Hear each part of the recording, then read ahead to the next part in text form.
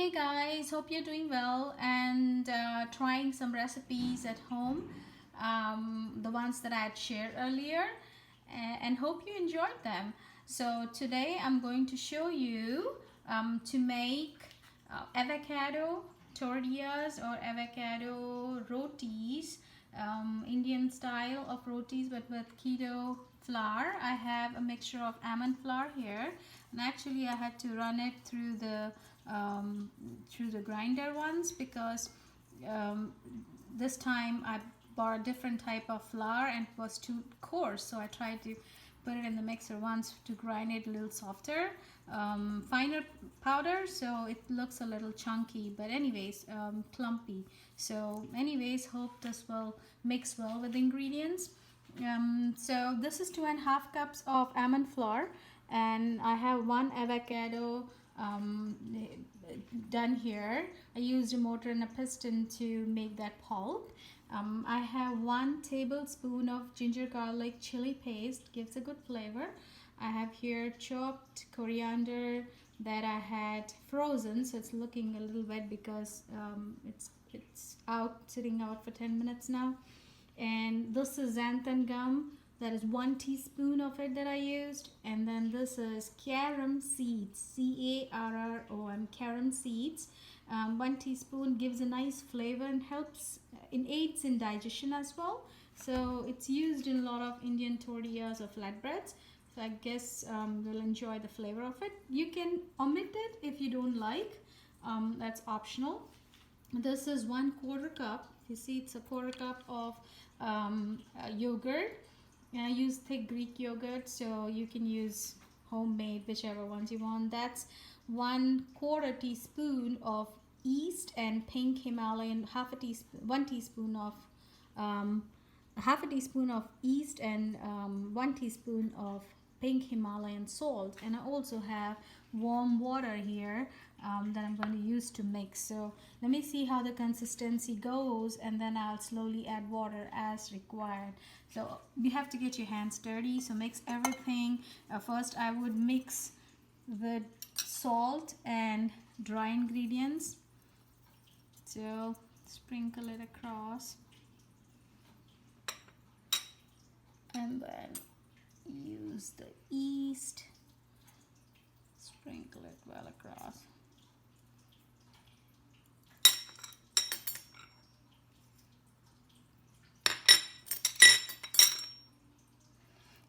And sorry, this is xanthan gum, so I want to put it right now.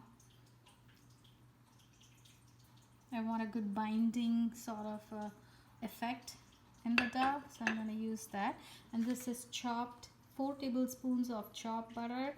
I put it back in the fridge so it remains cold. I don't want it to be I don't want that to melt in the flour. So what I would do is mix everything together thoroughly, and then add yogurt, and followed by, actually I'll add butter first and then yogurt, and slowly I would add other ingredients into it and blend it well and show you how the dough consistency should look like.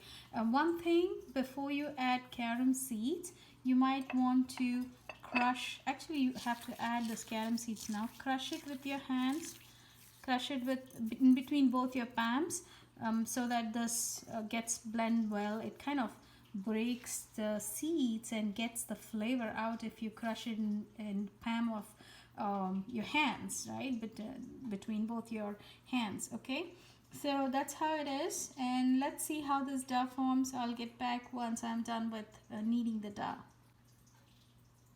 So this is how it looks after I have mixed all the ingredients in it. You see, it is soft, and I have to let it rest for 3 hours or 4 hours and hope that the yeast rises. I'll check it in 2 hours. If it doesn't, then I'm going to switch it. Actually, I have to cover it.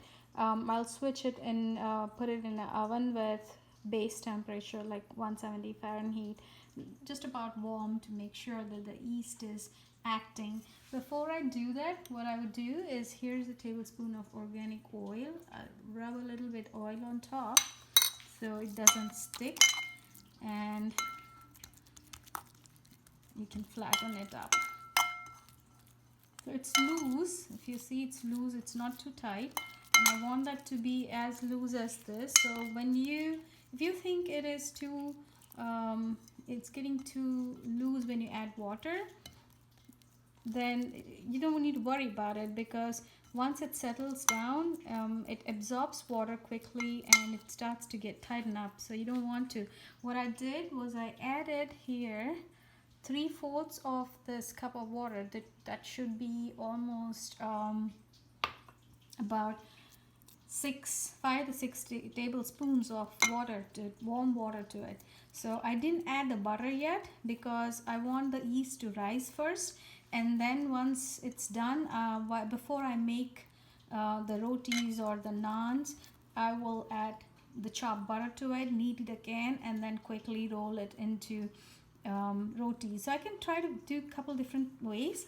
I want to do it rotis, I want to do some dinner rolls, and I want to even try tandoor parathas or tandoor naan. So we can see how 3 different things can be done with the same flour. Okay, so let's see what after this. Let's come back after this dough rises in 3 to 4 hours. Hey guys, so this is the dough after 4 hours, close to 4 hours. Since it's almond flour, it hasn't risen much. I'll try to keep some overnight and see if it rises, but this is good enough to start working with. So here I'm mixing all this butter that I had chopped and put in the fridge into this. I didn't want to mix it earlier because I didn't want it to melt. So I'm going to gently knead all of this into the dough.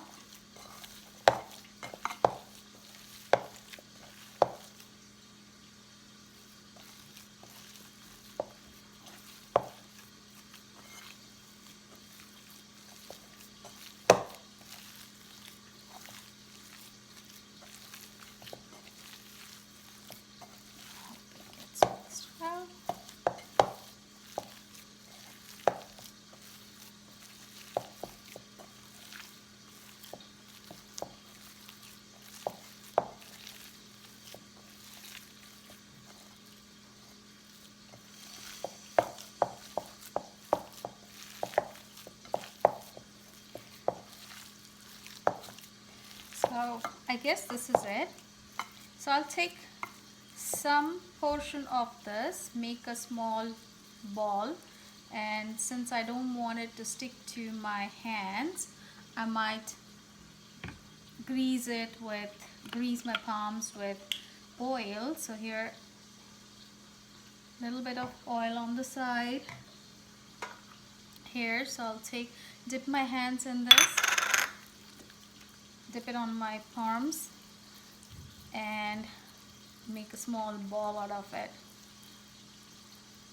Okay, the idea is to roll it and then dip it in this almond flour like this, and I'll show you one how to do, and roll it on the surface.